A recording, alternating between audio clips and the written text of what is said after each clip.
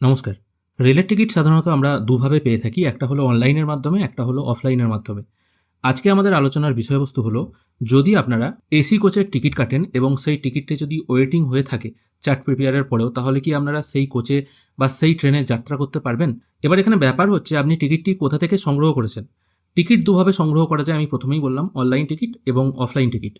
এবার এখানে আপনি যদি এসি কোচের টিকিটটি অনলাইনের মাধ্যমে করিয়ে থাকেন, তাহলে সেই টিকিট চার্ট তৈরির পরেও যদি ওয়েটিংই থেকে যায়, তাহলে কিন্তু অটোমেটিক সেটা ক্যান্সেল হয়ে যাবে এবং টাকাও অটোমেটিক রিফান্ড হয়ে যাবে।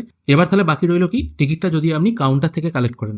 এবার সাধারণত আমরা দেখি কি, যে টিকিটগুলো নন এসি টিকিট হয়, সাধারণত স্লিপার কোচের টিকিট হয়, সেখানে যদি আপনারা টিকিট কাটেন এবং সেই টিকিটটা চার্ট তৈরির পরেও যদি ওয়েটিংই রয়ে যায়, কাউন্টার থেকে কাটা টিকিটের কথা বলছি, সেটা যদি নন এসি বা এসি হয়, সেটা কিন্তু রিফান্ড হয় না। সেই টিকিটে কিন্তু আপনি যাত্রা করতে পারবেন।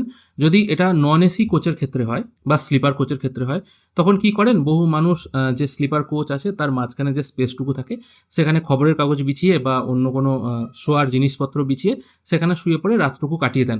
এবার এসি কোচের ক্ষেত্রে কিন্তু সেটা ব্যাপার না। এসি কোচের ক্ষেত্রে কিছু বাধ্যবাধকতা থাকে।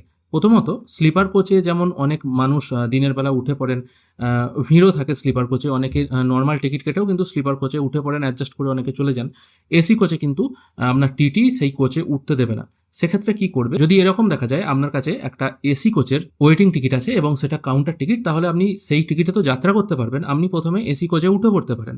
এবার সেই এসি কোচে যদি কোনো ফাঁকা সিট থাকে বা এমন কোনো যাত্রী আছেন বা প্যাসেঞ্জার আছেন, হয়তো তিনি হয়তো কোনো কারণবশত যাত্রা ক্যান্সেল করেছেন এবং যেখান থেকে তার ট্রেনে ওঠার কথা সেখান থেকে তিনি হয়তো ওঠেননি, তাহলে সেক্ষেত্রে টিটি কি করেন, আপনার ওয়েটিং টিকিটটা ট্রেনেতেই কনফার্ম করে দেন এবং সেই সিটটা আপনার নামে অ্যালট করে দেন।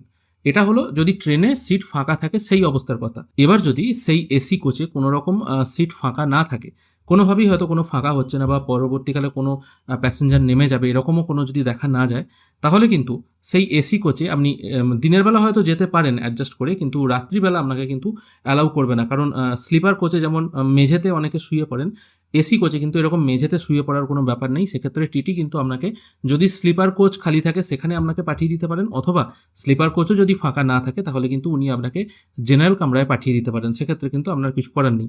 ট্রেন থেকে আপনাকে নামিয়ে দিতে পারবেন না, কারণ আপনার কাছে একটা ভ্যালিড টিকিট আছে এবং সেই টিকিটটা অবশ্যই এসি কোচের।